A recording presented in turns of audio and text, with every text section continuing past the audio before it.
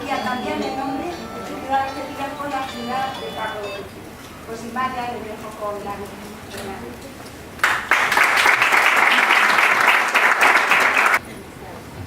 a todos. Muchas gracias por esta acogida tan calurosa aquí en Algeciras. Gracias al Ayuntamiento y por supuesto a José Luis Lara, que me ha metido en este lío. Al final no me queda más remedio que estarle muy agradecido porque me ha forzado a acercarme aún más a Paco, que es infinito y por lo tanto no cuesta trabajo acercarse a él, lo cojas por donde lo cojas, siempre aprendes mucho. Y bueno, yo le he titulado esta conferencia El toque humano porque, como les contaré a continuación, yo pienso que a golpe de clic en un ordenador, pues en un teléfono móvil cualquiera se puede acercar a él para conocer su dimensión artística, que por otra parte es de sobra conocida, ¿no? Entonces intentaré aportarles algunas cosas a continuación. Partimos en búsqueda del toque humano de Paco de Lucía, de aquella máxima que sostiene que todos somos hijos de nuestras obras, que diría José Pedro Pérez Llorca, uno de los padres de la Constitución del 78. Y las obras, qué duda cabe, más allá del genio, tienen siempre que ver con la existencia de cada cual, que por lo general está anclada en el tridente fruto del destino, del azar y sobre todo fruto del carácter de cada uno. Lo que pretendemos contrastar hoy es que si la grandeza humana que ha dejado a su paso Francisco Sánchez Gómez, sin conocer su huella personal, sería imposible entender toda su dimensión artística, aquella que le convirtió, por méritos propios, en el príncipe del flamenco, en el faraón del arte hondo o en un mismo dios, en palabra de su admirado Moraito Chico. 1000 veces mejor persona que artista, me ha repetido hoy hasta la saciedad su amigo, su compadre Victoriano, y ya verán cómo es así. Para ahondar en la faceta personal de Paco de Lucía, contamos con ayuda, pues eso, de sus amigos, de sus familiares y algunos artistas que la acompañaron en su aventura musical. Un simple clic, como les he dicho, en el teclado del ordenador o en el móvil es más que suficiente para adentrarnos en su biografía y en la discografía de uno de los músicos más universales que han visto la luz. Pero ni oyendo todos sus discos hasta el infinito es posible explicarse cómo llegó a ser tan grande si no es porque se le conoció de cerca o se guarda alguna referencia de la gran persona que se escondía detrás del personaje. Indudablemente, por ejemplo, comenta al respecto Diego Carrasco, todos coincidirán en que era mejor persona que artista. Dice que llegó a crear, de hecho, una familia tan grande de músicos y de flamencos a su alrededor que tenía que tener un corazón tan grande que todos se lo podrán imaginar. Paco Cepero, por ejemplo, otro ilustre guitarrista de su generación, lo define como un portento, la perfección en la guitarra. Ya no se puede tocar mejor. Para cabrearlo, por cierto, cuando tocaban juntos, Cepero le ponía más velocidad y Paco no fallaba ni una. Y luego era un cachondo mental. Cepero recuerda, por ejemplo, que una vez de gira se quedó dormido y a Paco no se le ocurrió otra cosa que echarle pegamento bajándole la bragueta.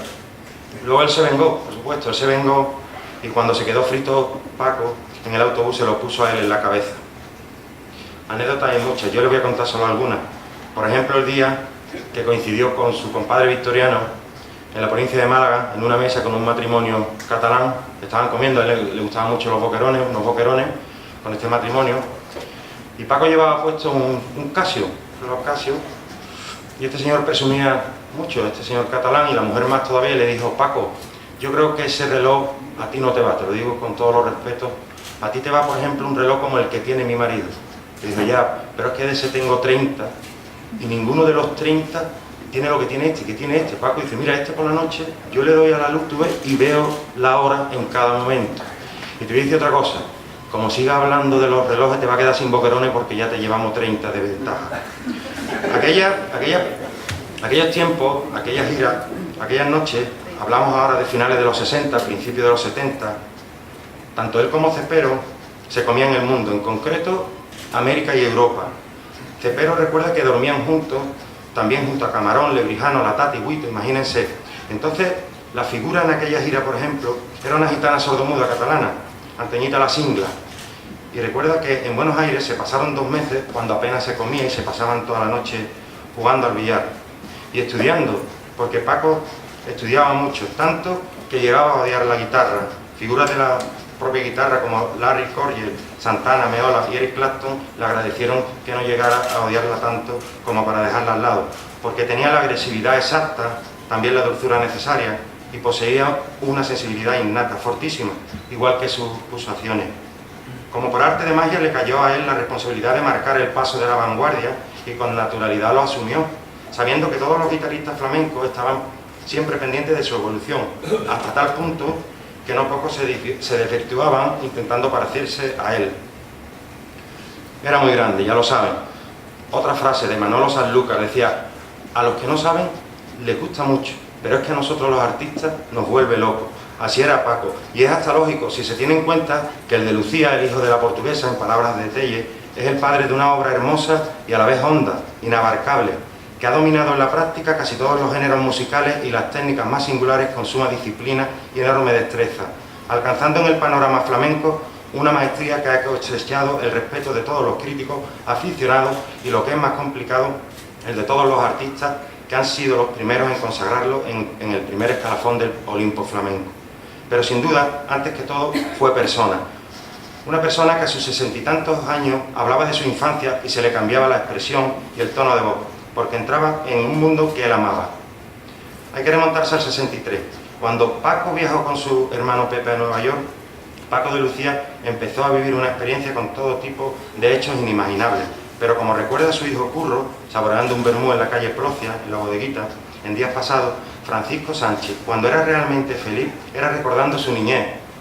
Aquellos días en los que se colaba junto a sus amigos en la casa de la vecina a robarle unas manzanas, que por cierto un día le pillaron infraganti y se cagó, la expresión, perdóneme, es literal.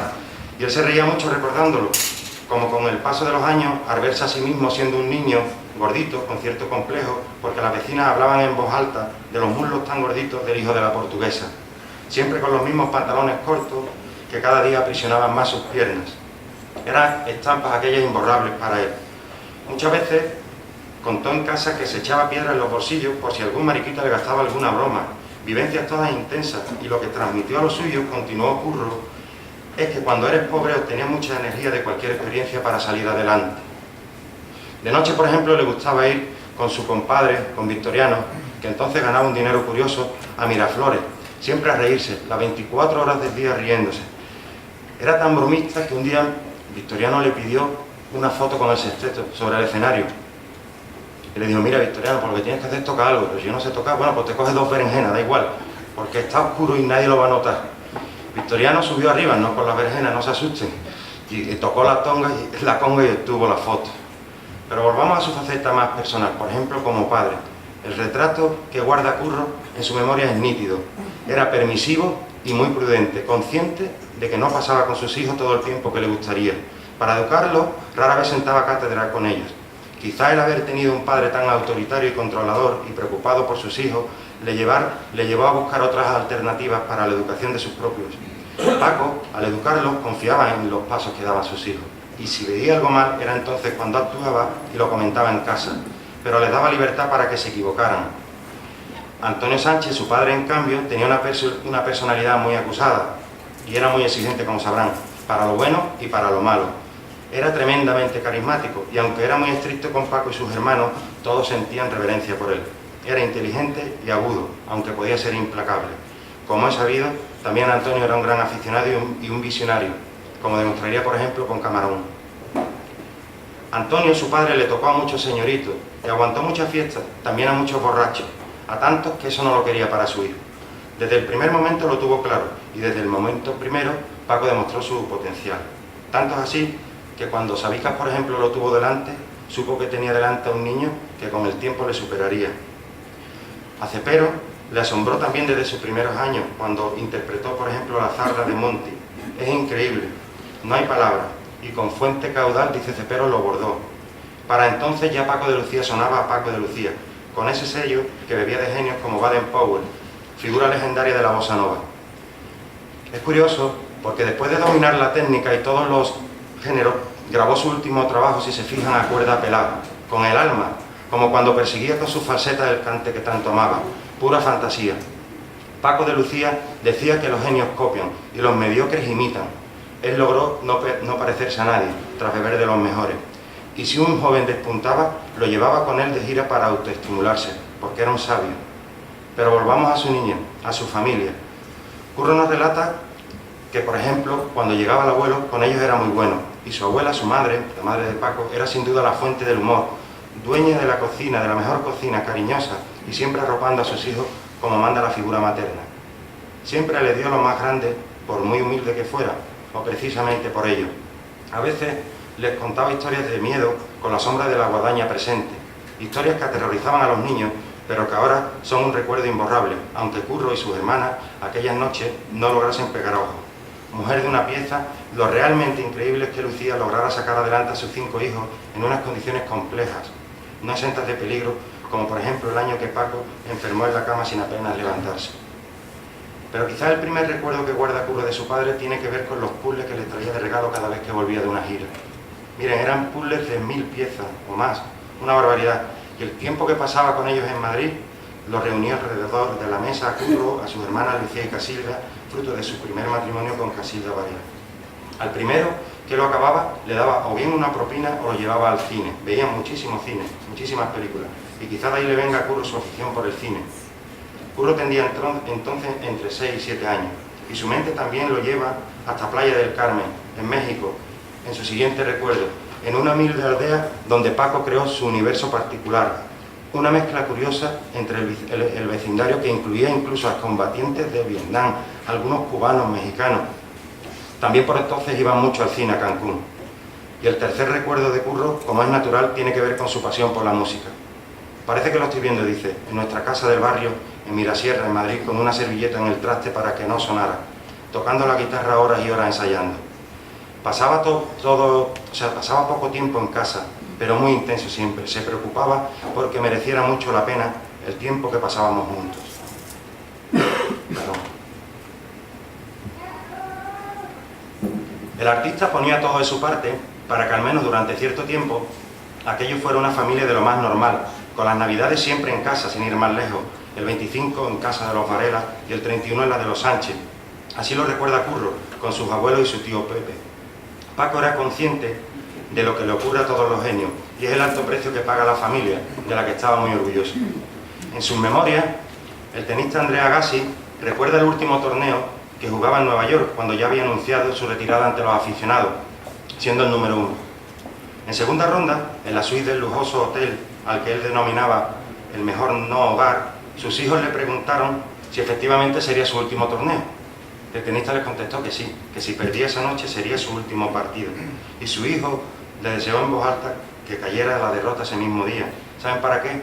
Para poderse comprar el perro que le habían prometido el día que dejara el tenis. La vida del artista, como saben, exige mucho sacrificio también a la familia. Francisco Sánchez en casa era afectivo, noble y bueno, aunque también podía tener mal carácter y hacer que te murieses de miedo. Curro se para a subrayar que jamás le levantó la mano a nadie, porque no hizo falta. Con que te marcase una vez bien, eso era ley. Era una mezcla de nobleza, bondad y un carácter que daba miedo en perfecta armonía con ese sentido del humor. Humor al servicio también del arte, porque Paco entendía el ingenio como una forma más de expresión artística. Claro que también hay malos recuerdos, como también imaginan, por supuesto. No todo fue un arroyo de miel, que duda cabe.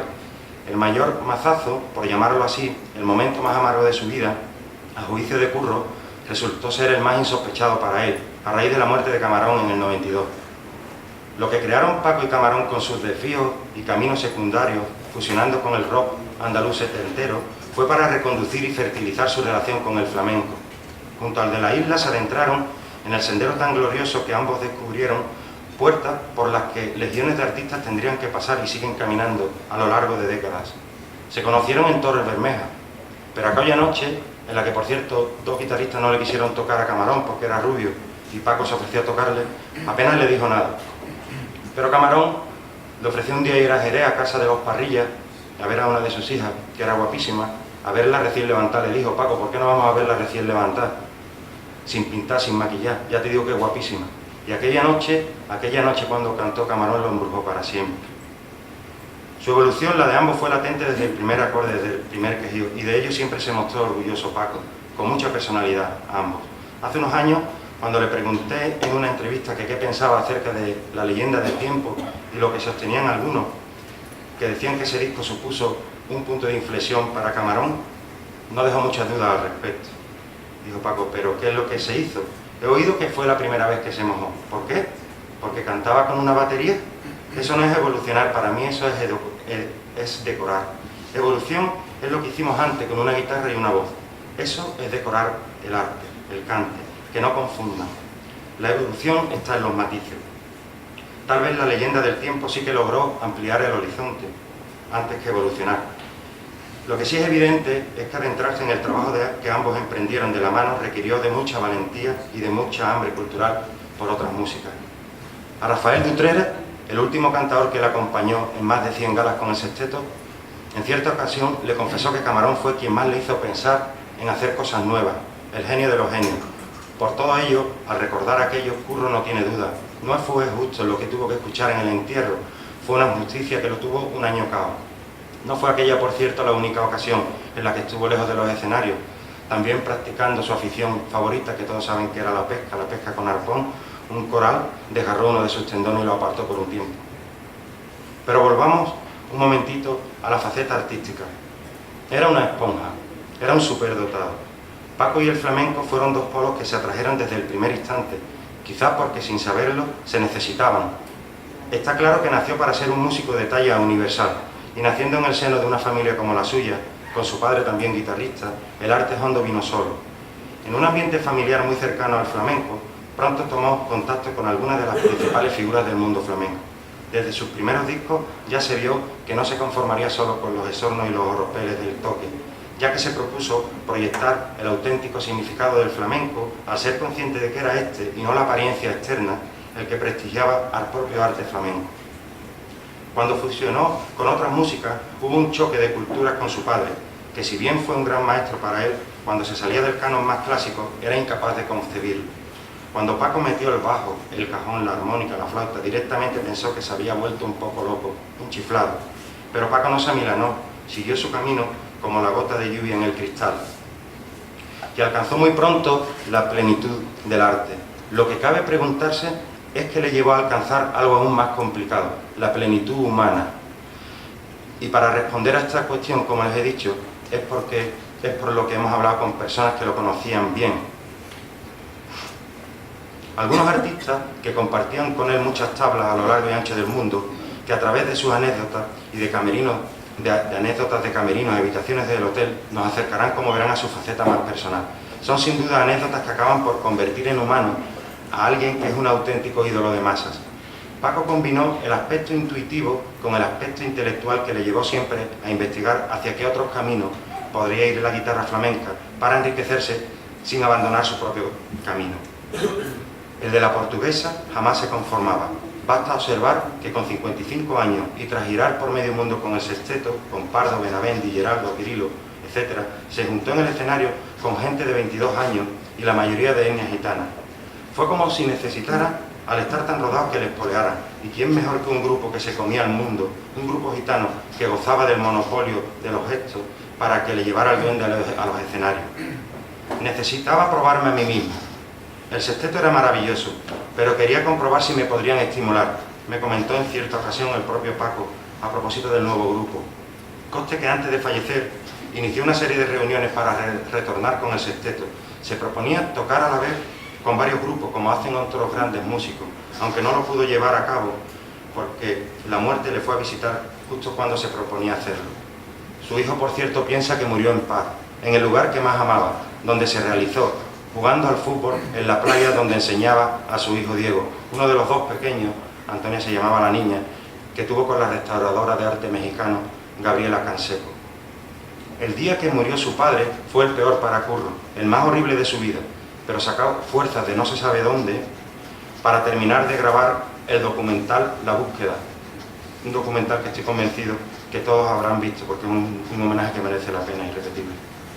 Y al igual que su rincón en Playa del Carmen, Cádiz, también su Algeciras natal, era algo especial para Paco, lo más grande, pero se sentía bajo la lupa, escudriñado, y de ahí que en México encontró su paraíso, el mejor escenario para despedirse, a pesar de aquellas últimas horas tan terribles. Que era un genio nadie lo pone en duda, pero conviene tener presente que también era un gran estudioso y que no dejaba nada al azar. El guitarrista Alfredo Lago, que lo conoció en Tokio hace muchos años, da buena fe de ello. Entonces trabajaba con Grillo, y Grillo se lo encontró en un mercado de repente. Paco le preguntó si le gustaba el fútbol y, cómo no, si tenía una pelota para jugar por la tarde un rato. Grillo no se lo podía creer. Acudió rápido a despertar a Alfredo y se lo contó. Aquella misma noche, Paco fue a verlos a los dos. Alfredo, cuando lo tuvo delante, después de la actuación, estaba lo que se dice cortadito. Paco miró a Cañizares, el otro guitarrista que los acompañaba, y le exclamó: «Este niño no suda». Él sudaba mucho, y de hecho al cabo de los años se operó para evitar la transpiración excesiva. Ya saben que los guitarristas cuando sudan pierden el control. Lo siguiente que le dijo a Cañizares, fiel a su sentido del humor, es que Alfredo tocaba muy malamente. Luego supo con el tiempo Alfredo, cuando lo fue conociendo, que también era de broma. En unos días, eso sí, comprobó que era un perfeccionista Paco hasta la médula. De hecho... Buenas tardes. De hecho, antes de meterse en el estudio a grabar el concierto de Aranjuez, dedicó unos cuantos meses a ensayarlo por Japón. Hasta que no lo tuvo perfecto, no se metió en el estudio. Hay otra cualidad que destaca Alfredo Lago, y es que, al contrario de algunos mitos como Michael Jackson decía, o por ejemplo Bruce Springsteen, que se rodean de un halo de misterio a su alrededor, Paco era muy sencillo. De hecho, no le gustaba ni que le llamasen maestro. ¿Maestro de qué decir? En él no cabían las tonterías. Gustaba a todos, a los flamencos y a los que no lo eran, pero jamás iba de divo. Jamás. En este aspecto, Rafael de Utrera también coincide con Alfredo, porque era muy introvertido, asegura el cantador, muy de nosotros, de su pueblo, de Andalucía, aunque le gustaba también mucho el cachondeo, como a todos. A mí también, para picarme, me solía decir que yo no sabía cantar. De hecho, en la última gala en la que coinciden en Marbella, Paco le previno de la presencia de su hermano Pepe, y le dijo: «Verás cuando te vea, Rafael, verás cuando te vea Pepe. No veas la que te va a formar». Le gustaba, ha llegado a gusto. Le gustaba, me contaba Rafael, tenerlo siempre en tensión, pero con la media sonrisa en los labios. El cantador lo retrata como un mito que siempre imponía con su sola presencia, pese que era un tipo bastante sencillo, curioso. Por la razón que fuese, te absorbía, y eso que en el fondo era un cacho de pan.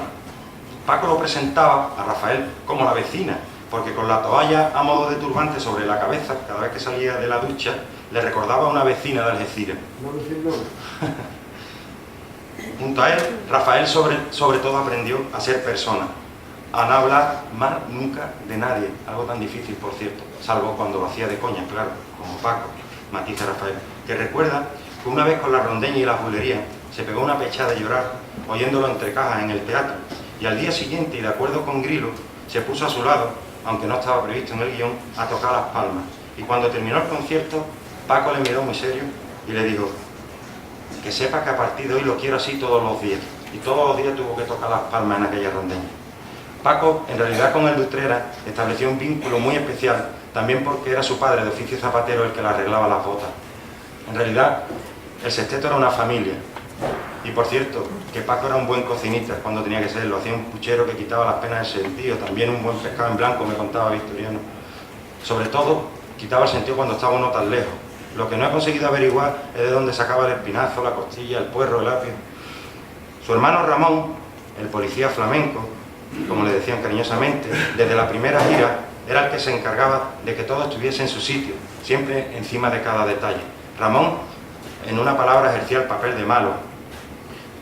Y si tenía que recordarle a Paco y a los demás que se afeitaran, no lo dudaba, o que se metieran la camisa por dentro. De hecho, a raíz de que ya no está Ramón, Paco empezó a dejarse la barba en sus conciertos. Unos conciertos donde, por cierto, estaba todo ya tan cocido que a Rafael le sorprendió cuando llegó que apenas ensayaron. Si acaso le invitó en su habitación del hotel a cantarle un poquito por tango.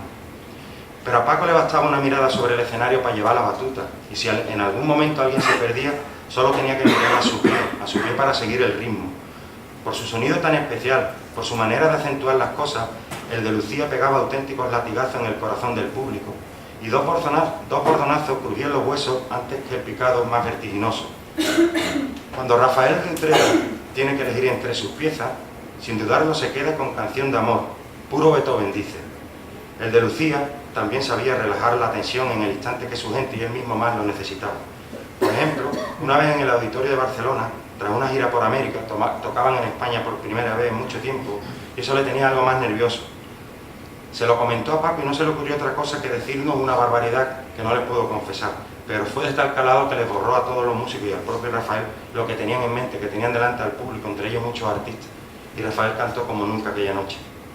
Solía hacerlo aquello de relajar a los suyos justo antes de entrar entre cajas, apenas unos segundos antes. Hasta para eso era un sabio. Y Rafael nunca olvidará tampoco el día que lo conoció. Fue en un hotel en Washington.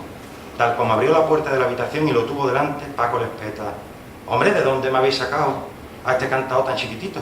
«Me llamo Rafael, Rafael de Utrera», el único que acertó a decir Rafael en aquel momento, y Paco le soltó: «Ah, como Gaspar, Gaspar de Utrera, la cuna del flamenco». Y dice: «Bueno, la cuna, usted sabe, de Utrera». Dice: «No, digo la cuna porque por eso sois todos tan chiquititos». A partir de ese día, como le ocurrió a tantos como le acompañaron, a partir de aquel día que conoció a Paco, la vida de Rafael cambió. Eso sí que fue un antes y un después. Gaspar de Utrera, por cierto, y Capullo de Jerez eran los cantadores que por lo visto más divertían al de Lucía. De hecho, ahí está, por ejemplo, la conexión con el Capullo interpretando el himno de Andalucía por bulerías, convertido Paco en una auténtica orquesta.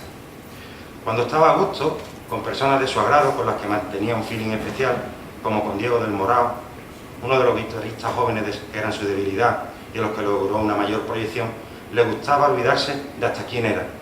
Y para ello, trataba a los demás con una gran naturalidad, para que se soltaran y también ellos se olvidasen del personaje que tenían delante y fuesen ellos mismos, para disfrutar en definitiva. Se acercaba a ti con un don especial, con humildad y con el objetivo de echar un buen rato. Llevaba tal carga a sus espaldas, con todo el peso de la guitarra y el flamenco, que Paco, recuerda a Diego del Morao, procuraba ser el menor tiempo posible el artista para ser persona, y que al tiempo tú te quitaras esa presión y te olvidaras de que tenías delante a tu héroe, al espejo en que te mira. A la vez te hacía sentir especial, importante, era increíble, y eso que acababa hablando con él como un colega más. Era muy de aquí, y le gustaban las cosas con ánimo, cualquier cosa antes que hablar de la guitarra.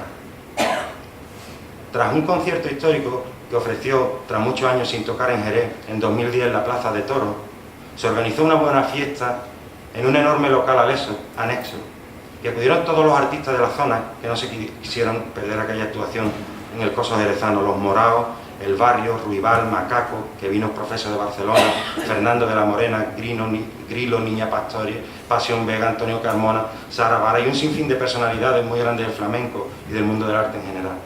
Grilo, que giró con él durante 6 años, uno de los mejores bailadores de este país en una losa, fue a saludarlo al camerino después, y al regresar anunció que Paco no acudiría a la fiesta en su honor. Está cabreado, dice que no le ha gustado mucho el concierto, como casi siempre.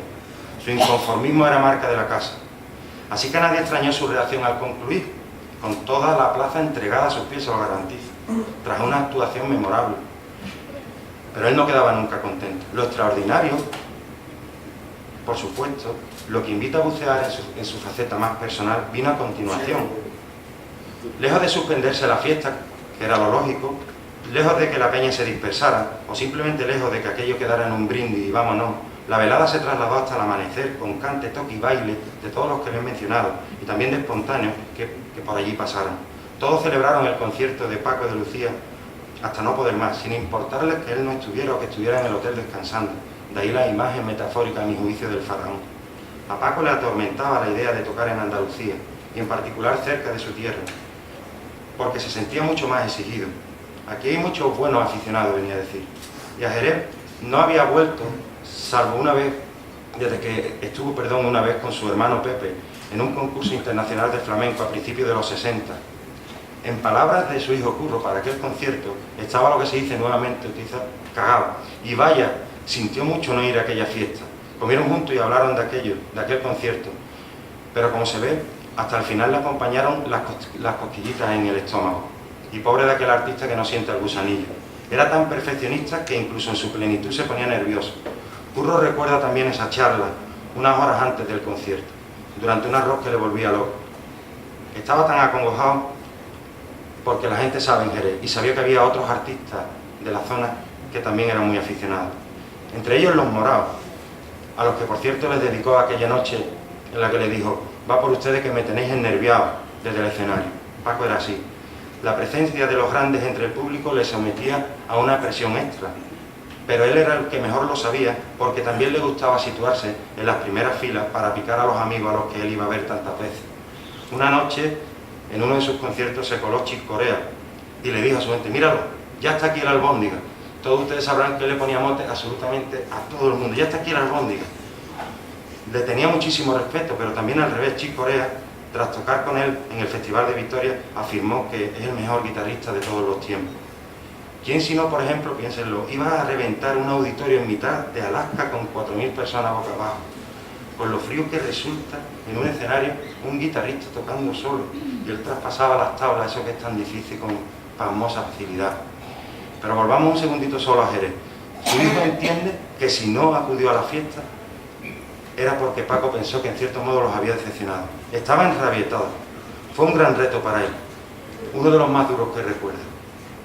Paco Cepero, antes, por la mañana, pasó a saludarlo en el Hotel Jerez y le dijo: tienes mucho mérito, Cepero. Esta es la tierra con más guasa del mundo. Obviamente se refería al grado de exigencia. Y aquí sigues tú. Hemos dicho que tenía ese carácter afable, pero si había algo que le ponía de los nervios hasta sacarle de sus casillas, era la falta de respeto por la música flamenca. Alfredo recuerda, aún nítido en su memoria, el cartel publicitario que anunciaba la actuación de Julio Iglesias, Plácido Domingo y Paco Cepero en la Expo 92. Su hermano Pepe, cuando vio el cartel y vio que la letra de Paco iba en un cuerpo más pequeña, él lo vio aquí, Alfredo lo vio al lado de su casa, lo llamó enseguida. Lo llamó para decirle que estaba indignado, que su nombre iba más pequeño que el de Julio Iglesias. Y Paco no tocó. Pero no tocó no porque le hubiera hecho daño a él personalmente, sino porque era una falta de respeto hacia el flamenco. Así lo anunció y así lo hizo. Con los músicos más clásicos también sufrió alguna que otra decepción, precisamente a raíz de que grabara el concierto de Aranjuez. Le criticaron porque consideraban a los flamencos como músicos de taberna y no concebían que Paco pudiese sonar como sonaba. Paco podía ser muy educado, el más educado, pero a la vez luchó por el flamenco para elevarlo a lo más alto y por dignificarlo como el que más. Y no por él, por todo, y ahí están los resultados. Aunque pese a que logró sus objetivos con creces, siempre tuvo la sensación de que no lo consideraban en determinados ámbitos a la misma altura que otras artes. En cierta ocasión, por ejemplo, Alfredo también me recordaba que tocaban junto a un pianista americano, Herbie Hancock. A él lo llevaron en una limusina y a Paco en una furgoneta. Eso le puso nervioso, aunque tuvieron suerte y esa vez sí que tocó. A Rafael de Utrera le gustaba Paco incluso cuando fallaba, porque entraba con tanta rabia a la siguiente, con una energía tan especial, que sacaba aún más arte de sus adentros. Y en los silencios era aún mejor, y en esa difícil unión de un picado un arpegio. En realidad toda la estructura, termina Rafael, le gustaba todo, no puedo quedarme con nada. Esa manera tan especial suya de ligar era única, y cuando tocaba todo se podía cantar, era puro cante, por eso transmitía tanto. Como subraya también Cepero, era un cantador frustrado, como tantos guitarristas, como Moraito, el propio Cepero. De sobra era la afición de Paco conocida por el cante, aquella que le permitió anticiparse a cada tercio que aún permanecía en la garganta amiga que iba a cantar, aquella que plasmó con armonía siempre en busca del cante. Paco tenía tanta personalidad que fue el guitarrista que en primer lugar echó la guitarra abajo y cruzó las piernas. No fue un gesto de cara a la galería. Al tocar con McLaughlin y con Aldi Meola, Paco se dio cuenta de que le costaba llegar arriba a la velocidad de los otros dos con sus púas. Hacia el lado mucho más fácil, si se ponen a pensarlo, tocar la guitarra que hacia arriba. Y él se dio cuenta enseguida, muchos no lo vieron nunca, ya que llegaba a las notas con más facilidad. A partir de una gira con ambos cambió todo, y tras algún recelo, todos le siguieron, porque gracias a él descubrieron que la mano izquierda tenía más recorrido por el diapasón. Como está dicho, era serio y formal, como el que más, cuando la ocasión lo precisaba, pero a la vez se reía hasta de su sombra. En un concierto en Venecia, no se le ocurrió otra cosa que encargar unas pelucas para todos los integrantes del grupo. No les avisó a ninguno hasta unos minutos antes de empezar y les ordenó a todos que se pusieran las pelucas. Por descontado, cuando salieron a tocar, el abucheo fue sonoro, aún se recuerda, pero tocaron impecablemente. De nuevo vamos a retroceder un poquito y vamos terminando. Antes de girar por medio mundo y de adentrarse en la evolución de pleno, que llegó de esa manera tan natural, Paco tuvo claro, y si no ahí tuvo a su padre para inculcárselo, que para triunfar en la música tendría que contar con una formación a prueba de bombas. Y ahí que con dedicación casi exclusiva tesón y muchísima disciplina, se dedicó por entero a perseguirla hasta que obtuvo matrícula de honor. Fue un genio, sobre todo, a mi juicio, en dos vertientes: en la composición y en el virtuosismo bien entendido y empleado. Hay algunos virtuosos que llegan a empachar al público, pero él no. Él sabe llegar al corazón sin pasarse. Dicen los expertos que para entenderlo al 100% hay que tocar la guitarra. Solo cuando dominó el toque de acompañamiento, y llegó a ser por sí solo una sinfónica, y el flamenco de principio a fin, de este a oeste y de norte a sur, solo entonces se adentró en otros caminos. Se dedicó a practicar otros géneros, como se ha dicho, y traspasó todas las fronteras, para convertirse en lo que es hoy, un genio inmortal. Paco, sin olvidarse nunca del salero y del buen gusto, huyendo de la cursilería, puso un clavo en los asientos del público. Su toque es tan fresco y natural como las playas en las que le gusta bucear en busca de un buen pescado que llevarse al horno, y tan cierta como su capacidad para acompañar a cualquiera con su intuición es el hecho de que nadie presentaba mejores cualidades para interpretar los cambios que el flamenco reclamaba ya casi a gritos en nuestro país. Paco no solo logró quitarle la caspa y el olor a naftalina. Paco supo situarle como el arte universal que es hoy, que se codea en los mejores escenarios del planeta con cualquier disciplina artística. Para ello, gozó de una capacidad de transmisión sideral. Casi sin proponérselo, sorprendía a propios y extraños, haciendo llorar con su rondeña a los artistas más consagrados. Si cualquier artista que se precie conoce el peso de la responsabilidad a medida que cumple años y el público le exige más y más, cuesta imaginarse cómo pudo el de Algeciras subirse a los escenarios y a la vez ocultar tanta fatiga. Sin embargo, en su última etapa, quizás se le vio más relajado, más flamenco y hondo que nunca, si eso es posible, con el alma y transmitiendo a todos que a lo mejor no hace falta un toque tan perfecto para pellizcar. Suplía una pequeña porción de técnica, rebuscándose más que nunca, con su peso y su acento, proponiendo unas melodías que eran caramelo. Esa melodía a camarón, por ejemplo, no se puede hacer mejor. Era capaz de amansar a un psicópata. Se refiere Diego del Morao a la rondeña, y se le quitaban a uno hasta las malas ideas. Muchos son los artistas que están convencidos de que si Paco llega a nacer en Chequia, hace 3 siglos, se hablaría de Mozart, Beethoven y Pakovich de Lizovic, el mejor músico de la historia de España y uno de los mejores de Europa. Un tipo humilde que murió aprendiendo y que cuando sacaba su genio y su orgullo en los picados con los que salían a pasear sus leones, dejaba clavada la primera fila del patio a la que le quitaba la calva y crujía los huesos del gallinero. Podía convertirse en algo tan dulce como la miel para al instante aparecer como un vendaval de inconformismo furioso con escalas que eran puro fuego. Luego, claro está, llegaba la calma, la plenitud del silencio. Paco jamás tocaba una escala gratuitamente. Incluso bellas falsetas las llegaba a quitar del disco en estudio porque no decían nada a su entender en determinados cortes. Así era él. Tanto respetaba la música que tiró a la basura infinidad de falsetas por las que otros harían carrera. Pero él no tenía pretensión alguna. Solo quería la música en su sitio y para ello reposaba los temas de tal manera que se hacía entender por todos.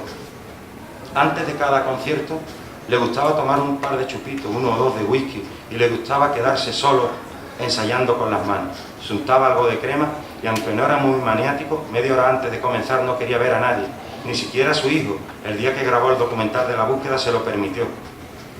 Por cierto que cuando le enseñó su hijo Curro la primera parte del documental, fue a preguntarle si le gustaba y le dijo que sí, que le parecía bonito. Entonces su hijo le dejó entrever su preocupación, le preocupaba el ritmo, le preocupaba porque tal vez podía aburrir a la gente, y su padre le dio una nueva lección. Me dijo que si intentaba basar mi carrera en el hecho de que yo haga algo que agrade siempre al público, seré un fracasado. Tiene que ser algo, le dijo, que te guste a ti primero, algo que te emocione, y solo así podrá gustar al público. El de Lucía rara vez miraba hacia atrás, ni siquiera con sus discos, que eran como un parque. Siempre trataba de escalar un peldaño más en su carrera con sus nuevos trabajos. Por supuesto, no todo era trabajar, le encantaban las fiestas, pero las fiestas a dedo, cuando él quería, donde quería y con quien quería, y no se enteraba nadie. Eso sí, de lunes a viernes, por lo general le gustaba estar en casa cuando podía, en la silla con la guitarra cerca y frente al televisor, viendo su Real Madrid cuando se encartaba, porque también lo tenía grabado a fuego. Por cierto, que a él, que era un gran escéptico, aunque se aproximaba un poquito más a la izquierda, le encorajinaba que se encasillara a los madridistas frente a los atléticos con determinada ideología. Un día dijo que creía que era de izquierda. Dijo, hasta que gané mis 2 primeros millones de pesetas. Y no repartí ni una sola con nadie en mi barrio, con nadie en mi pueblo de Cáritas, con nadie. A partir de ahí, nunca más volví a decir que yo era de izquierda, confesó poco antes de fallecer. Voces mucho más autorizadas que la mía ya han glosado su figura y retratarán su arte aún mucho mejor.